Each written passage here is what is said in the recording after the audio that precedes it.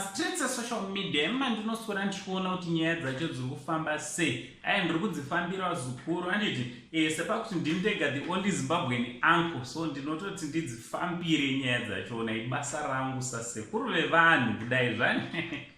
So chiteerera muzukuru wangu, kana ungasati wasubscribe pa this channel, ndinokurudzira vazukuru kuti chidi chisubscribe, voisa on notification bell kuitira kuti pega patinoupload a video you will be notified. Handiti maswera sei vanhu vanhu kwese kwamuri kumana enyika, mativi mana enyika maswera sei handiti.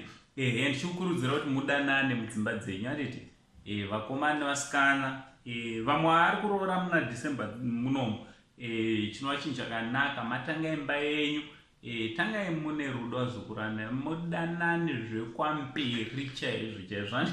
Handidi kutanga 2021 nekugadzisa maproblems. Toda kuti dzimba dzingotanga dzichipfuta dzichibhebha moto. Right, rega tibve tapinda kunyaya yedu handiti. Tibve tapinda kunyaya yedu. Nyaya yekutanga zvikuratidza kuti zvoni mhuri yekwambuya nehanda handiti. Mhuri yambuya nehanda yanehanda haisi kufara nemufananidzo wakagadzirwa mbuya nehanda, statue yakagadzirwa mbuya nehanda. Vari kuti hanzi iri kusileya vazhinji, ndozvokutaurwa mastreets esocial media. So vakatogadzira, vakatokwidza nyaya yachona kumatare.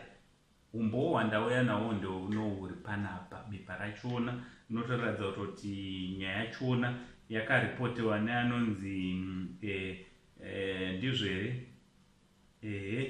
hanzi the matter between Felix Elijah Shamuyarira ndeapplicant handiti, nevamwe 4 kusanganisira Minister of Home Affairs and Culture Heritage, Minister of Local Government, zvichidaro sezvandaisa panapa vazukuru.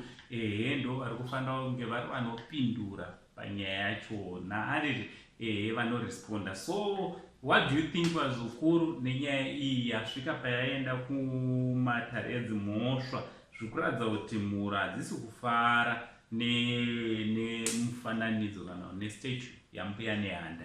Tibva ipapo, Jeko Ngarande muzukuru wangu abva anyora papeji rake paFacebook rakanzi Jeki Ngarande official, that was on the 30th of November.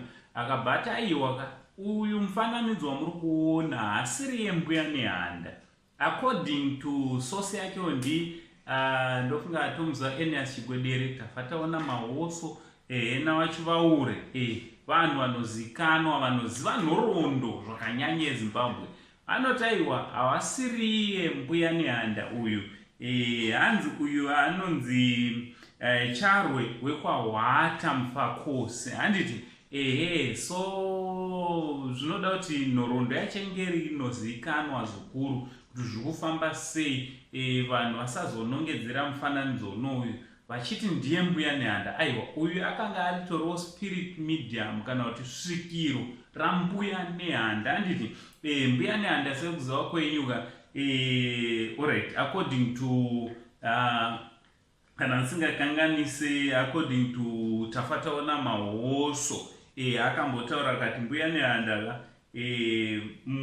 mwanasikana wafirst munhu mutapa mutota handiti.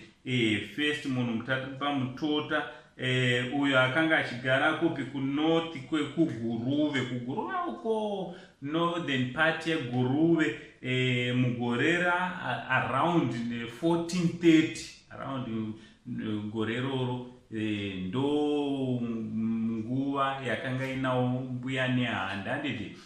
Vanozikana kunzi mbuya nehanda. So mufananidzo wava ndifunge kuti tinawe according to information iri panapa. Ichi chandaisa panapa munononetsa naJeki Ngarande kana zvikanetsa muzukuru wangu So what do you think vazukuru nenyaya yazopinda mumatare edzimhosva nemufananidzo wambuya nehanda, kuti ndiwo here kana kuti havasi, kana kuti uyu ndii according to Jeki Ngarande handiti.